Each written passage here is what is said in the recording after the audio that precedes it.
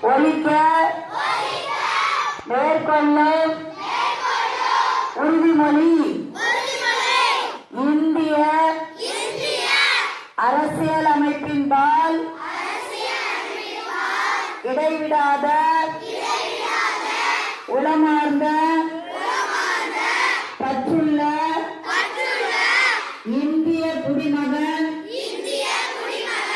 குடிமகள் ஆகிய நான் நமது அரசியலமைப்பின்